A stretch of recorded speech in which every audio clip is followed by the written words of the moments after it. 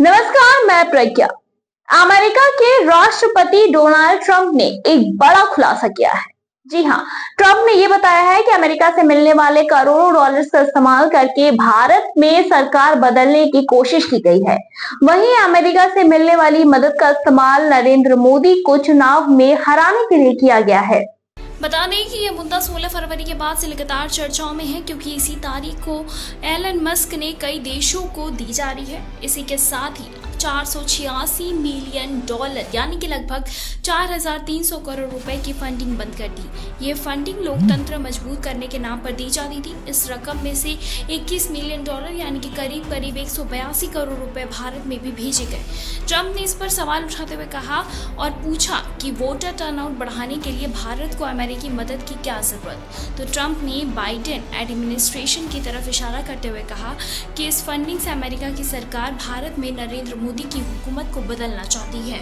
लगता है कि ये बहुत बड़े राज से पर्दा उठा है।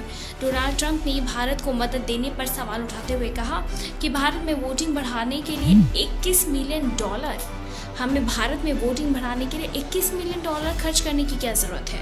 मुझे लगता है कि वो शायद किसी और को चुनाव जिताना चाहते थे। हमें ये बात भारत सरकार को बतानी होगी, क्योंकि जब हम ये सुनते हैं कि रूस ने हमारे चुनाव में 2000 डॉलर खर्च किए तो इस पर बहुत हंगामा हुआ था। और इसी के साथ ही उन्होंने इंटरनेट पर कुछ विज्ञापन देने के लिए 2000 डॉलर खर्च किए थे, और यहाँ तो 21 मिलियन डॉलर की बात हो रही है। मुझे लगता है कि बहुत बड़े राज से पर्दा उठा है।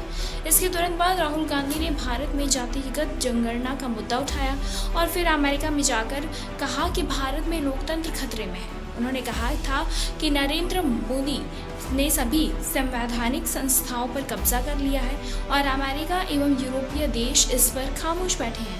बीजेपी के नेताओं ने इन सारी कड़ियों को जोड़ा और इसी राज पार्टी के नेता रविशंकर प्रसाद ने कहा कि ट्रंप के खुलासे से साफ हो गया है कि अब तक अमेरिका से जो भी फंडिंग हो रही थी उसका इस्तेमाल भारत में चुनाव को प्रभावित करने, नरेंद्र मोदी की सरकार को गिराने की साजिश में किया जा रहा है। बताते चले कि यह अमेरिका की पॉलिसी में 360 डिग्री का टर्न है। यह आपको यूक्रेन के मामले में साफ दिखाई देगा। वहीं बाइडेन पूरी मजबूती के साथ यूक्रेन के सपोर्ट में खड़े थे, यानी कि जेलेंस्की की मदद कर रहे थे रूस से लड़ने के लिए। अमेरिका ने यूक्रेन को 300 अरब डॉलर की मदद दी, लेकिन अब ट्रंप ने यूटर्न ले लिया है और वो पुतिन के साथ खड़े हो गए हैं। फिलहाल इस बात की क्या कुछ राय, हमें कॉमेंट सेक्शन में कॉमेंट करके जरूर बताएं।